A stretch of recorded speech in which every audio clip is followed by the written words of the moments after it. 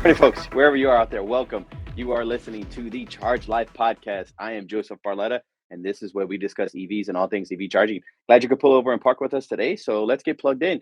Hey, look, today's episode is all about Rivian gaining access to Tesla Supercharger network. You're going to love this one. Before we begin today's episode, it's brought to you by Smart Charge America. Since 2007, Smart Charge America has installed tens of thousands of EV charging stations nationwide, and they can do the same for you today. Whether in the home, commercial, or service, let their team of expert installation specialists guide you to the best solution given your new electric car needs. After all, if you can't charge, you can't drive. Visit smartchargeamerica.com today to get started. All right. Rivian gaining access, Tesla supercharging network. Look here. This is what we're going to do. I wanted to we did our previous episode on this with regards to Ford gaining access. And what we've learned since then was that roughly 60% of the V3 supercharger network across the US was opened up to Ford. And now, of course, we have that to Rivian. In my opinion, I stated in the Ford video that I believe Ford's resale value on their vehicles basically increased 20% with this move overnight. And I'm going to stick with that on Rivian and just say the same for Rivian. So kudos, Rivian. It couldn't have been a better time after the disastrous fourth quarter earnings report. You have the debut and of the R2 and the R3 models, really good. And then, of course, this really good news. I'm hoping that the Rivian stock is actually catching a little bit momentum, a little bit more, you know, uh, I guess, I don't want to say fire. I'm trying not to say fire when it comes to EV stuff. So let's just focus on that at hand. Look, I get it. Rivian's still really good software interface. Some say that maybe not as best as Tesla, but definitely greater, better than Ford. Some of their hardware, some of their accessories, they have issues, but they'll get those figured out. Like give Rivian credit for getting this far. They will get those figured out. From what we know with regards to Rivian making the step with regards to gaining access to the Tesla supercharging network is that their app integration was released today, saying that it is now open to non-Tesla EVs. And so I believe you can still use the Tesla's app to activate a session. Of course, so with regards to the membership, I think you scroll down in the membership section, you'll see $13 a month. You can click on that, boom, you'll be able to be enrolled on that end. But I do not believe that the app interface from Tesla as non-Tesla Rivian. I do not believe that it has the link via ISO 15118 to be able to do the just plug and play. I think you still have to plug it in, hit the button, say engage charging session, and then boom, it'll start. Okay, so no big deal. We're good on that end. But what we know for now is that Rivian has made that announcement, and they also, of course, we know that the announcement, access to the supercharger network, is done through an adapter. So they make the announcement this month, which we knew they were going to make it in March, but then they say that the adapter is not available till April. So it's like, which is it?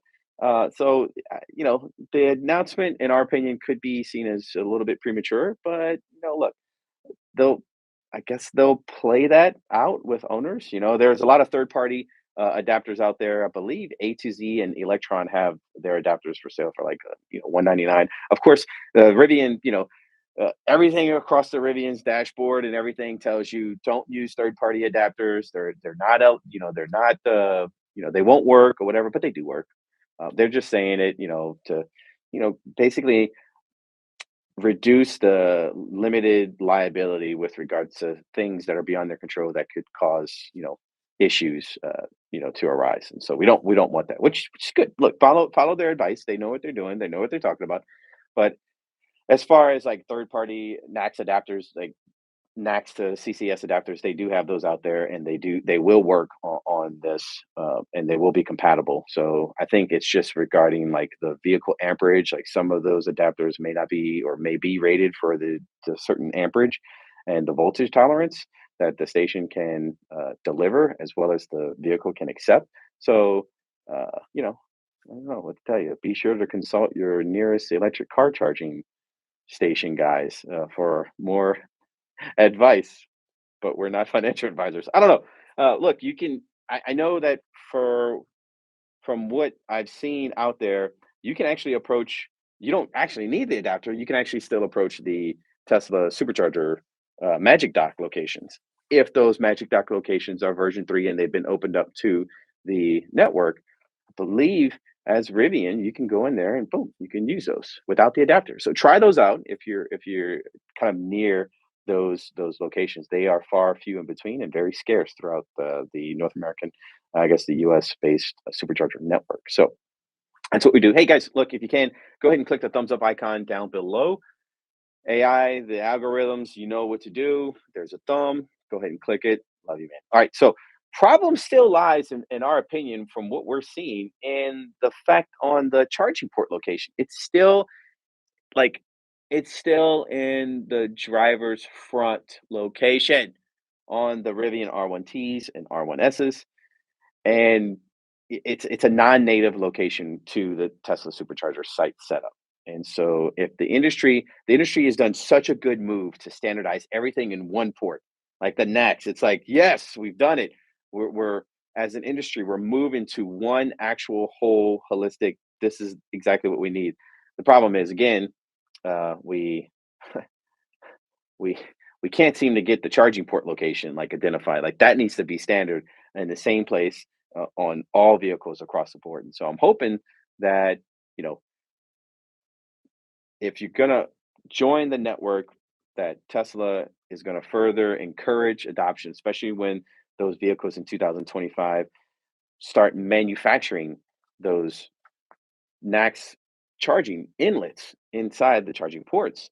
Like they are positioned in the driver's rear tail light, much like the same as Tesla. I think if we can move as an industry there, I think we'll all be better for it. But right now, because of that location, because of that driver's front location, if you have a Rivian or a Ford and you pull up to a supercharger spot, you're going to be blocking two spots.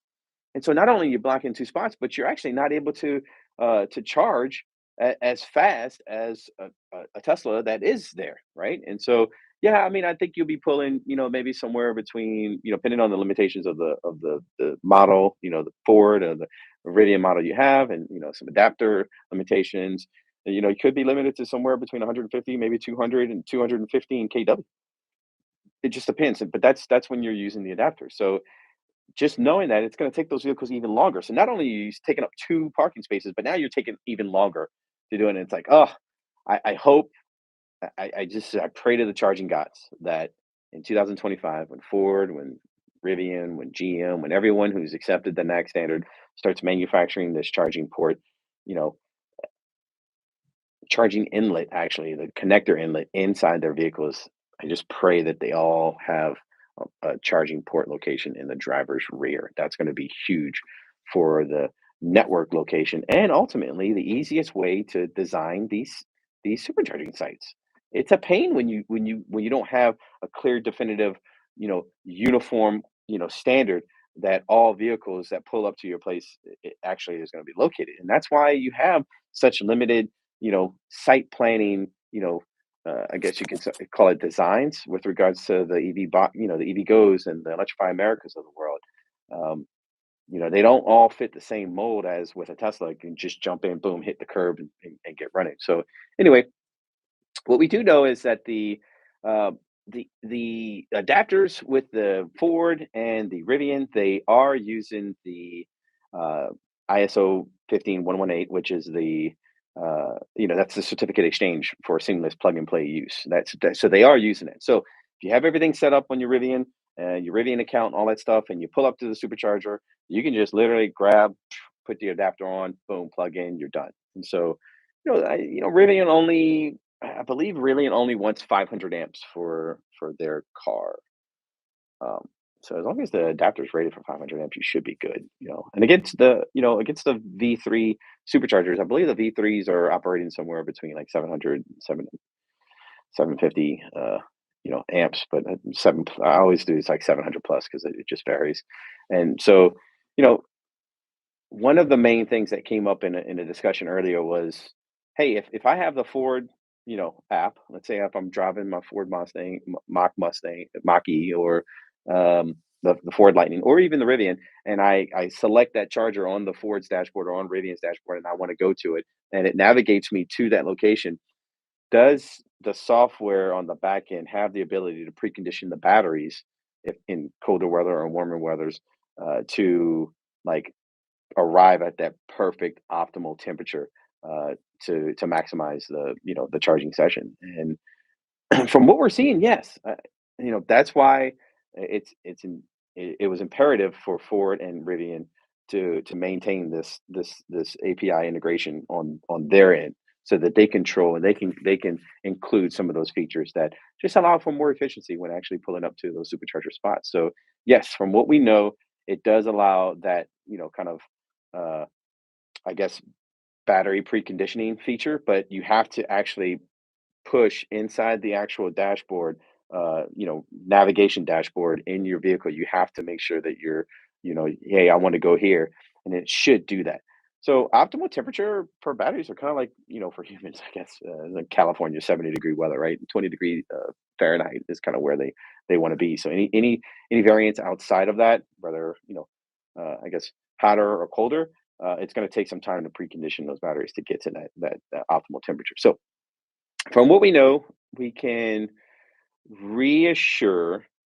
We talked about the next generation Rivians, the R2 and the R3. They they released and debuted those products, and they have the charging station on the passenger rear location. Now, we also know that those of Hyundai, Kia, they're all putting their charging station locations on the passenger rear. And from what we've learned, they're doing it because of curbside parking. And it's like, guys, city parking, I know we've got so many hurdles to cross when it comes to municipality and utility design criteria and everything that kind of offshores with regards to curbside parking. That is a nightmare. Don't put your charging location or say that this charging location is there because we want to cater to curbside parking.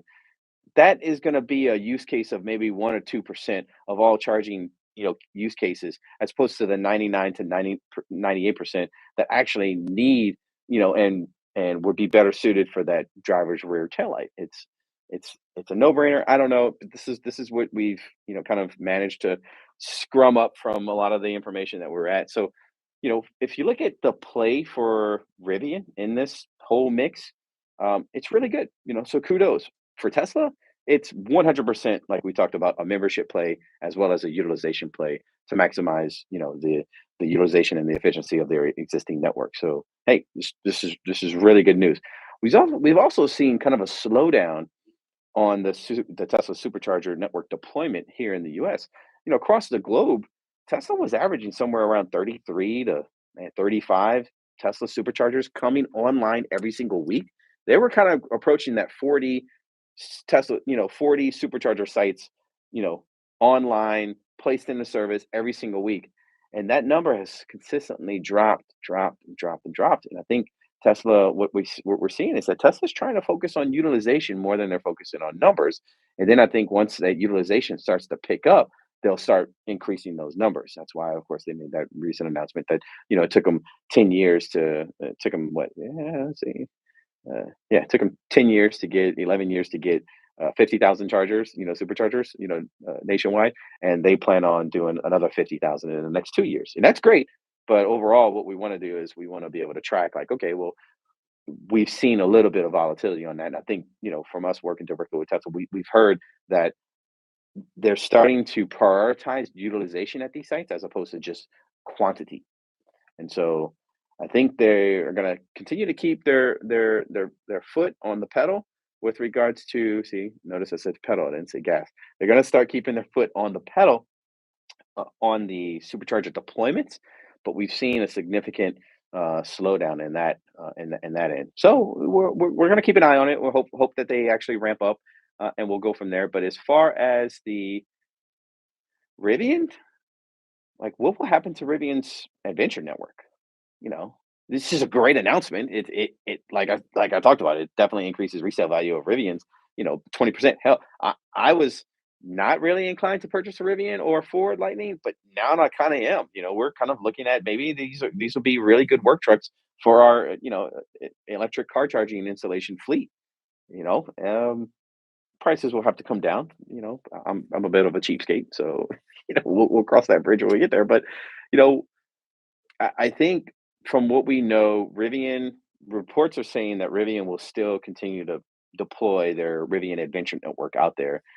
But with the loss per vehicle increasing from 30 grand to 45 grand in the, from third quarter to fourth quarter of last year, in Q4, I mean, this quarter right here is about to come to an end. We have about, I don't know, it's like 14 more days before the quarter comes to an end in 2024. The first quarter of 2024 comes to an end.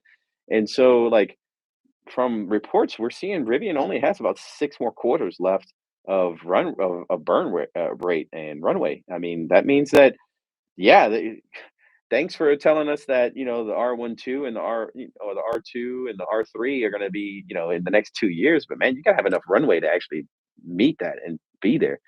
So and grow at the same time. So I don't know. This is the dilemma that I see in Rivian's future, and I think it can only be accomplished with increased automation and another capital injection from the likes of either Ford or Amazon.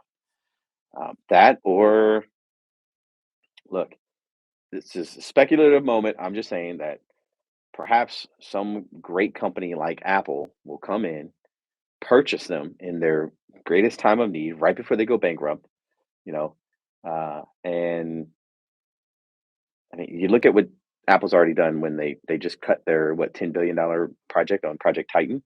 That was their electric car project, and guess something happened with that project where they had 1,000 people on that project, and then they just cut it and said, "Hey, we're not doing it." So okay, great, $10 billion in loss. Drop $30 billion on Rivian whenever they need it to bail all their investors out, whatever. Boom, take them over and rock and roll with an existing platform. Go. And so perhaps uh, perhaps they can make a move for it. I mean, I'd feel a lot more comfortable if Apple took over Rivian. That would be a huge move. But hopefully RJ can keep things going on that. Like, time will tell. I don't know.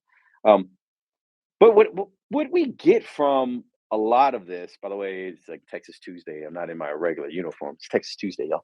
All right, so what we get a lot from, if you notice, like the beginning of the EV era, it was all about range anxiety. Oh, we don't have, we there's not enough range in these EVs, and then you started seeing the Rivian drop 400 miles. You started seeing the Lucid drop 500-mile range.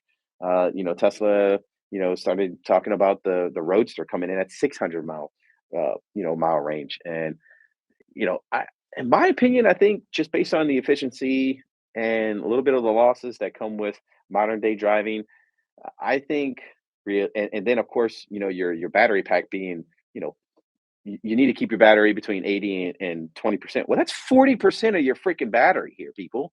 Like, come on. If you can get to that 700-mile mark, and I know everyone's gonna, hate me for this. If you can get to that 700-mile mark, keep it between 80 and 20, well, that pulls you closer to, around 500, maybe 450, and then just due to the efficiency losses and real world application of, now you're getting to that 400-mile range. Now you're, kind of compatible with that of gasoline cars. Don't be afraid to drop, 600-mile range battery packs in these EVs. That's what the public wants. That's what the customers are going to need. And I get it. Yeah, it doesn't, do the whole daily, but we've been driving these things for 100 years, and we we know kind of what it takes for a comfortable driving range. Not everyone wants to plug in their car every single day. If I can plug in my car once a week, just like I go to the gas station once a week, but instead of going to a gas station, I'm doing it in my house garage, then great. That's awesome. But to have to do it, once every other day or once every 3 days, like I think generally people want to plug in their vehicles, you know, not every single day. That's just my opinion. I hate plugging in my cars, but it is what it is. Okay, so first it was range anxiety. That's been solved. Don't really hear too much about range anxiety, which we've been hearing a lot about was charge anxiety. You know, the charging stations. There's not enough charging stations out there. Well, now this one move for the likes of Rivian and Ford, this is going to actually help reduce the charging anxiety for these OEMs. It's great. So I think that's a really good thing. So if you take range anxiety out of the picture and then you take charge anxiety out of the picture, like, do you really have an excuse not to buy an EV now? I don't know. That's That's to be told. We don't know. Look, congratulations on getting there. This was a long time rating, I know, from most Rivian customers, most Rivian fans. Look, I'm like I talked about. I'm actually thinking about possibly doing a Ford, maybe a used Ford or a used Rivian out there. I'll see to join the electrification fleet that we have. Yeah, look, it's good stuff, man. So, what I wanted to do was to see. Um, let's see here. We got Anthony. I disagree with you on the standardized port locations, DFC. Yes, but the problem, Anthony, is that DFC CPOs they're already charging port agnostic. Yes, we understand that, and Tesla is moving away from the V4 dispensers. But what we've seen is that Tesla is actually, instead of putting that V4 dispenser, kind of right in the front, or like I guess right on the line, they're kind of starting to shift them over to like the middle. And so, that might be Tesla's answer for the V4 to actually offset, of course, with the longer cable to be able to do that move. But the the point is that you're going to have this turbulent time in the next maybe 3 to 5 years where you have a lot of these older EVs with the port location not standardized to be able to do that. But when you start increasing the actual charging like cable itself, that increases cost, that increases theft and everything else that comes in the vandalism, like the amount of copper that's in those. Like people are still in Cadillac converters. They're still in, the modules out of the AC units. I mean, you see everyone's, things on these, and so just dealing with the weight of that cable, if we can minimize that, get the whole industry to kind of centralize their port location, it's just going to make it a lot easier for us in America. I don't think that the port location is as standardized, and correct me if I'm wrong, in China and in Europe. I think they're still experiencing those problems, but let's learn from those. Let's learn from China. Let's learn from Europe markets and put that in there. So, you know, yes, I do agree that the V3 short cable issue will diminish once they get the V4 dispensers in there, but that's going to take a long time. That's going to be a huge rollout effect. So, ideal wise, like we don't even want to deal with cables. Ideal wise, we want to see wireless charging take over this whole thing, because we know that you really can't have 100% full autonomous driving without wireless charging. So that's where we see the future. That's where we know that these DC fast chargers will eventually move to. But that's a lot of power, and yeah, I think from what we saw recent news, wireless charging debuted at like 100 kW successfully. Really good power draw there. So that's good news. That means that hopefully we can get that technology to scale down in price, and it could be just as affordable as some of the DC fast charging dispensers out there today. So yeah, yeah, CPOs are already charging port agnostic. Yes, and Tesla is moving that way with the V4 dispensers. Yes, but again, we talked about the length of that cable, and Tesla's deployment of V4 charging stations. They're coming, but they're not going to come fast enough unless they actually kind of get a firm like us to actually go out there and like remove these V3s and put in V4s. That could be the case. But what we're seeing is that in their destination charge spikes, like the destination charge slots, they're not putting charging stations kind of in the middle of the parking spots. They're kind of pushing them over a little bit, so that way, you can kind of do that whole uh, basically musical chairs on the port location for the vehicles. But yeah, you're right. It does take a while for the longer cables to become more prevalent, because yeah, we're so early in the transaction period. But what I was saying was more like the fact that we done such a good job. Like, just think about how much work it took for us to just consolidate from like three charging ports to just one, because we're getting to that mass adoption phase. That one charging port with regards to the NACS is just gonna make it the adoption for EVs that much easier. And then if you could put the location in the same spot, it just makes it even more easier for charging providers to be able to provide more and more charging access. But the idea is, again, there's not even going to need to be a charging port on the cars eventually, hopefully in the next 10 years, because everything's going to be wireless charging. But that's like in your future, 15, 10 years, and go from there. But look, guys, I really want to thank you guys for everything. Thanks you so much to our listeners and subscribers today for your time. I hope this episode's brought to you just a little bit more value today. We're all better for it. I know I'm better for it. Look, I love you guys. We can't do this episode without you, so definitely appreciate you tuning in today. Go ahead and click the thumbs up icon down below if you liked it. Share, comment, subscribe to our channel if you think we earned it. And thanks again for charging up with us today. And keep in mind, you can always find us at smartchargeamerica.com. And remember, folks, if you can't charge, you can't drive. We'll see you next time. Cheers.